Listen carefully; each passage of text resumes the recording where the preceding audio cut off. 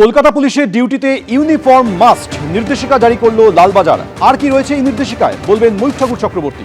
ময়ূখ, দেখো, কলকাতা পুলিশের সমস্ত কর্মীদের জন্য পোশাক বিধি নিয়ে নতুন নির্দেশিকা জারি করলো লালবাজার। কলকাতার পুলিশ কমিশনারের দপ্তর থেকে জারি করা নির্দেশিকায় যেটা জানানো হয়েছে যে ডিউটি চলাকালীন সমস্ত পুলিশ কর্মীকে নির্ধারিত যে ইউনিফর্ম সেটা পরিষ্কার পরিচ্ছন্ন এবং পরিপাটি অবস্থায় পড়তে হবে।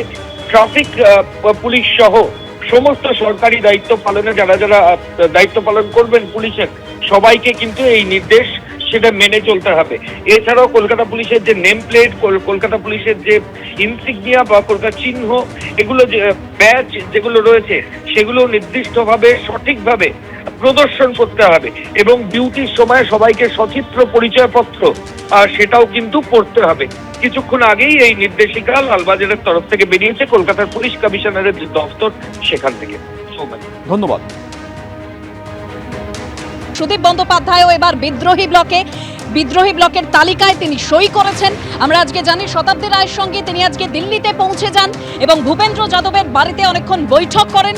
তারপরেই বিদ্রোহী ব্লকের নাম লেখান সুদীপ বন্দ্যোপাধ্যায় এবং এই মুহূর্তের যে তথ্য সামনে আসছে, অমিত শাহর সঙ্গেও দেখা করেছেন সুদীপ বন্দ্যোপাধ্যায়। সোমবারই স্পিকারের সঙ্গে সাক্ষাৎ করার কথা রয়েছে এই বিদ্রোহী ব্লকের। কালই দিল্লিতে বৈঠক করতে চলেছে তৃণমূলের এই বিদ্রোহী ব্লক। অমিত শাহর সঙ্গেও এবার দেখা করলেন সুদীপ বন্দ্যোপাধ্যায়।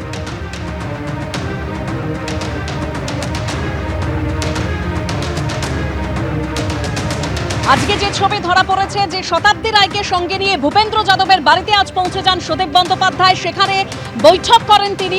তারপরে বিদ্রোহী ব্লকের নাম লেখালেন সুদীপ বন্দ্যোপাধ্যায়। আর এবার অমিত শাহর সঙ্গেও সাক্ষাৎ করেছেন সুদীপ বন্দ্যোপাধ্যায়।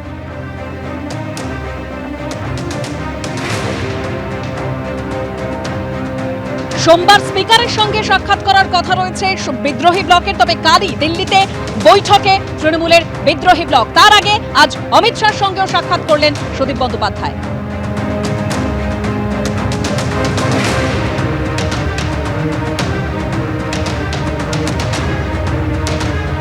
মমতা বন্দ্যোপাধ্যায় ঘনিষ্ঠ সুদীপ বন্দ্যোপাধ্যায় এবার বিদ্রোহী ব্লকে নাম লেখালেন, অর্থাৎ 19 জন সংসদ তারা আগেই বিদ্রোহী ব্লকে নাম লিখিয়েছেন। এবার সুদীপ বন্দ্যোপাধ্যায়ও বিদ্রোহী ব্লকে নাম লিখিয়েছেন, সই করেছেন বিদ্রোহী ব্লকের তালিকায়। আজকে ভূপেন্দ্র যাদবের বাড়িতে অনেকক্ষণ বৈঠক হয়।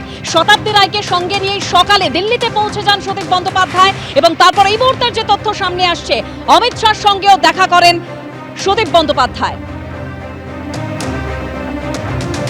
শতাব্দী রায়কে নিয়ে ভূপেন্দ্র যাদবের সঙ্গে বৈঠকের পর এবার অমিত শাহর সঙ্গেও সাক্ষাৎ করলেন সুদীপ বন্দ্যোপাধ্যায়।